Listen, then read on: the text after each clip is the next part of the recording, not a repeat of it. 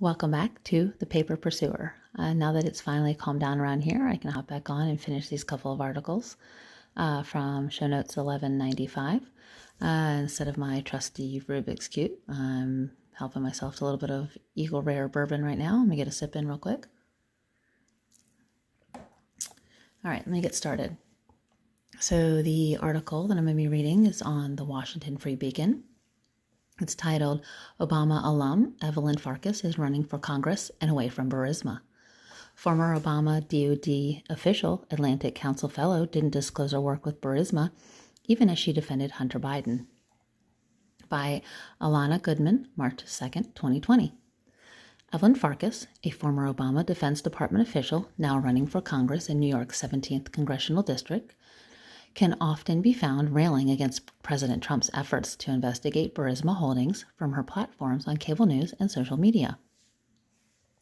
The analyst-cum-candidate has called Trump's actions illegal, brushed off concerns about money laundering at the Ukrainian energy giant, nothing to see there, and argued that scrutiny of Hunter Biden's work for Burisma just ends up helping Russia. The beneficiary of @Donald Trump fake @Joe Biden story is the Kremlin, wrote Farkas in one tweet. This is why people call @Real Donald Trump a Russian intel asset.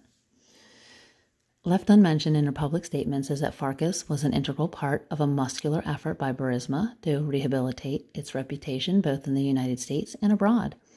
As a part of that effort, Farkas traveled to Ukraine on Burisma's dime and spoke at an Atlantic Council conference bankrolled by the energy company in 2018. At the time of her trip, Farkas was a non-resident senior fellow specializing in Ukrainian policy at the Atlantic Council, a Washington, D.C. think tank that has received hundreds of thousands of dollars in funding from Burisma for its Eurasia programming. The conference attracted a spate of local news coverage that broadcast the fact that American diplomats were visiting Burisma's oil fields. Photos from the trip show Farkas wearing a jacket with a Burisma logo while touring the gas company's facilities in the region. A spokesperson for the Atlantic Council, Alex Kisling, said that as a non-resident senior fellow, Ms. Farkas participated in Atlantic Council programming related to Ukraine, Russia, and NATO, among other issues given her expertise, but that Farkas was not compensated for her work. Kisling initially told the Free Beacon that the Atlantic Council paid for Farkas's travel. Again, why a spokesman for the Atlantic Council was quoted in a Yahoo News article conceding that Burisma reimbursed the Atlantic Council for speaker travel and event costs, which amounted to around $50,000 to $70,000 per year. He acknowledged that Burisma had covered the costs. Farkas's relationship with Burisma and the Atlantic Councils reflect the growing influence of foreign money on U.S. think tanks and the American media. Experts say there is a growing concern among scholars and experts that the line between lobbyists and policy analysts is becoming increasingly blurry. It is perceived by Ukrainian and other Eastern European politicians and oligarchs as a way to buy influence in D.C. and launder their reputations. Christina Pushaw, an Eastern Europe political consultant and policy specialist, said of the Atlantic Council. Burisma Holdings and its owner, Ukrainian oligarch Mykola Zlochevsky, have been the subjects of fraud and money laundering investigations in the United Kingdom and Ukraine dating back to 2012. Zlochevsky has been accused of doing his business to launder millions of dollars in stolen funds from the Ukrainian treasury. Time for a sip of my bourbon. And back to it. Burisma mounted a massive public relations and lobbying campaign to fight these charges and bolster its reputation in Washington. In 2014, the company appointed then Vice President Joe Biden's son, Hunter Biden, to a lucrative board position. Burisma also retained Atlantic Council board member Sally Painter, the chief operating officer of Blue Star Strategies, a Washington, D.C. lobbying firm. Painter had served for years alongside Hunter Biden on the board of the liberal Truman National Security Project. The company has been the focus of intrigue and controversy since the New York Times first reported on the salacious details of Hunter Biden's work for the company in the context of the Trump administration's efforts to spur a Ukrainian investigation into Biden's conduct. The saga ultimately served as the catalyst for the impeachment and subsequent acquittal of President Trump. The issue has also dogged Joe Biden's presidential campaign Biden, who was the Obama administration's point man on Ukraine policy, while his son was on the board of Burisma, successfully pressured the Ukrainian government into removing its top prosecutor, Viktor Shokin, in 2016. While there were credible concerns about Shokin's integrity, his ouster also appeared to benefit Burisma's holdings owner, Zlochevsky. The New York Times reported Shokin had an open investigation into Zlochevsky and was reportedly using it to extract bribes from the oligarch, according to the Times. The prosecutor who replaced Shokin, Yuri Lutsenko, later closed the investigation. Farkas frequently discusses Burisma in the U.S. news media, where she is often portrayed as an independent expert on Ukraine. MSNBC's Lawrence O'Donnell, for example, introduced her as a former Deputy Assistant Secretary in Defense in the Obama administration in October. Farkas told O'Donnell that the Obama administration had reformed Ukraine's oil and gas industry, and the Trump administration was attempting to corrupt it again. There's, first of all, Trump trying to get the dirt on Biden and his son, and basically to use it for his own political purposes. And then there are Trump's associates trying to make business deals and basically trying to take the reformed Ukrainian natural gas industry, said Farkas. It was like the one place where we had success, and it wasn't corrupt anymore, and they're trying to dirty it up again. Farkas was asked directly if it was inappropriate for Hunter Biden to accept the Burisma position during a WBUR interview in October. Wasn't it more than a little unseemly that the vice president's son was sitting on the board of a company that was run by Mykola Zlochevsky, who was under investigation by foreign governments, in fact, for corruption, asked the host. I don't want to split hairs. I don't think it looks okay, Farkas said. Really, it looks like he was put on the board because his father is vice president and his father understands Eastern Europe. More like how to get money out of him. Keep on with the article, Tammy. Okay, but she said the fact that the Ukrainian government dropped the investigation into Burisma's owner, Zlochevsky, leaves the impression that there's nothing to see there. Who knows? Really, that's up to the Ukrainian government. Hunter Biden sitting on the board of that company, that doesn't necessarily implicate him in any wrongdoing. Farkas did not disclose her own connection to Burisma during the interview. Go figure. Farkas has also weighed in on the matter on Twitter. She has avoided referring to Burisma by name, instead obliquely referring to it as a company that employed Biden's son. People at Joe Biden pressured the Ukrainian press to fire his corrupt prosecutor general.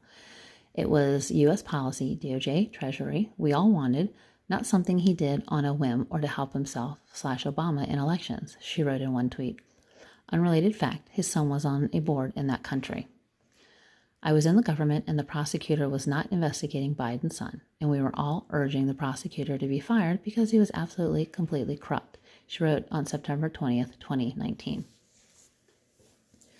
She also claimed Biden's actions were actually damaging to Burisma. If anything, the company Hunter was on the board of would have had no more to fear from a new, non-corrupt prosecutor general, she said on September 21st, 2019. The prosecutor who replaced Shokin, Lutsenko, helped negotiate an end to the Burisma investigation in 2017, allowing the company's fugitive owner, Zlochevsky, to avoid prosecution and re-enter the country, according to the New York Times. Didn't he flee the country after stealing billions of dollars from the Ukrainian government? Anyway, Farkas argued that Hunter Biden's Burisma work was mainly controversial because the company was based in Ukraine rather than France. Sure. If you substituted the word France for Ukraine, would we have had the same outcry? I doubt it. I'm not excusing the son's poor judgment, but this is infuriating because it's hurting Ukraine and helping Russia, she wrote on September 22nd, 2019. She also acknowledged that Hunter Biden's involvement with Burisma was bad optics for his father's campaign. Farkas said she personally avoids doing anything in her professional life that she wouldn't want to see on the front page of the Washington Post. It has to pass the front page of the @Washington Post test for me every time I think of doing something, in government or now my private work/life, she wrote on Twitter. Farkas, 52, announced her campaign for New York's 17th Congressional District in November after longtime Democratic Representative Nita Lowey declined to run for re-election. Farkas, who is facing over a dozen other Democrats in the primary, has billed herself as the candidate who can best protect her constituents from foreign interference by the Russian government. Good Lord. I campaigned to help elect Secretary of State Hillary Clinton as her next president. Okay, right there. That's good reason not to vote for her, if nothing else. When Russians interfered in that election, I was among the first to sound the alarm and urge Congress to take action, she said on her website, and I haven't let up since then. Farkas' campaign would not comment specifically on the candidate's work for the Atlantic Council and Burisma, but said she is no longer with the Atlantic Council. In 2017, the Atlantic Council partnered with Burisma over internal and external objections, according to congressional testimony and sources familiar with the discussions, to organize programming on Eastern European energy policy, an agreement that yielded a $100,000 annual windfall for the U.S. think tank. In testimony before the House Intelligence Committee, George Kent, the Deputy Assistant Secretary for European and Eurasian Affairs, said that the Ukrainian anti-corruption activist Daria Kalanyuk slammed the Atlantic Council's Ukraine Program Director, the former U.S. Ambassador to Ukraine, John Herbst, for entering into the Burisma partnership.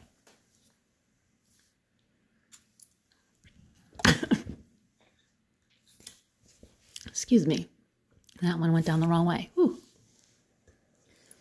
Okay, Kent himself said that in mid-2016,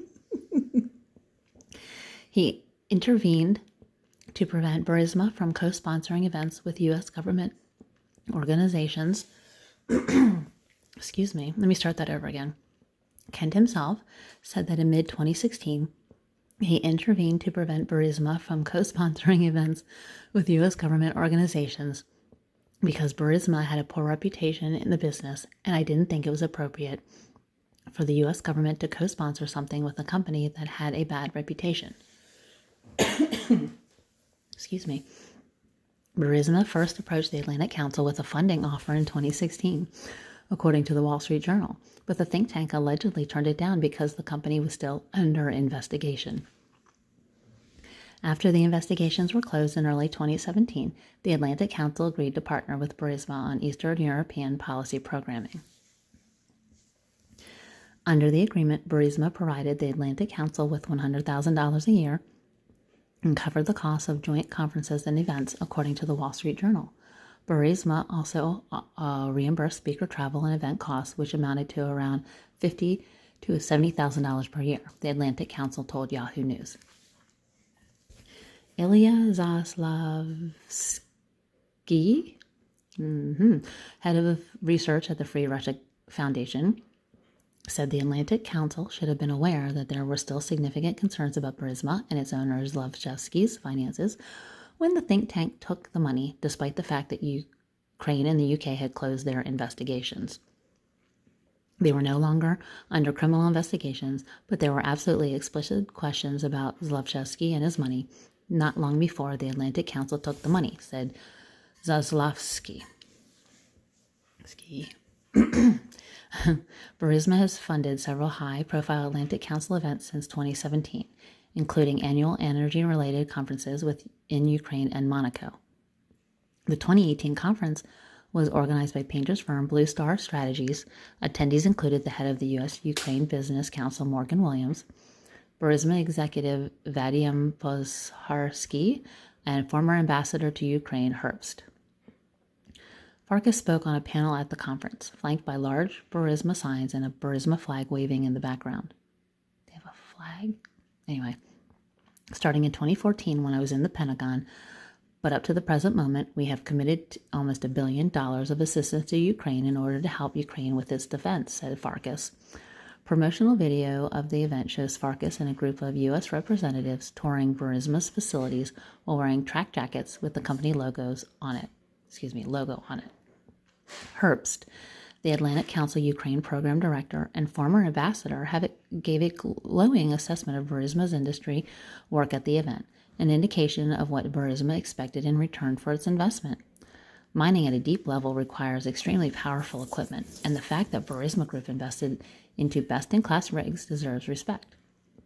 I am impressed with the innovative equipment and highly technological processes here, said Herbst. More recently, Herbst has appeared on cable news to discuss the impeachment investigations, where his affiliation with Burisma's lobbying operation has not been disclosed. Go figure.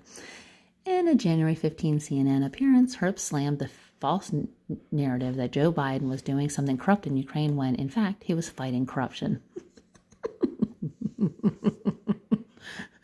That's what this is all about, said Herbst, and it's very sad. And of course, it directly contradicts America's great interest in Ukraine. Oh my goodness. I cannot even. Oh my gosh. All right, guys. Thanks for hanging in with me on that one. It's a long one, and trying to wet my whistle that one time was not so smart. I'm going to move on to the next article. I think it's another long one. I'll see you over there. Thanks.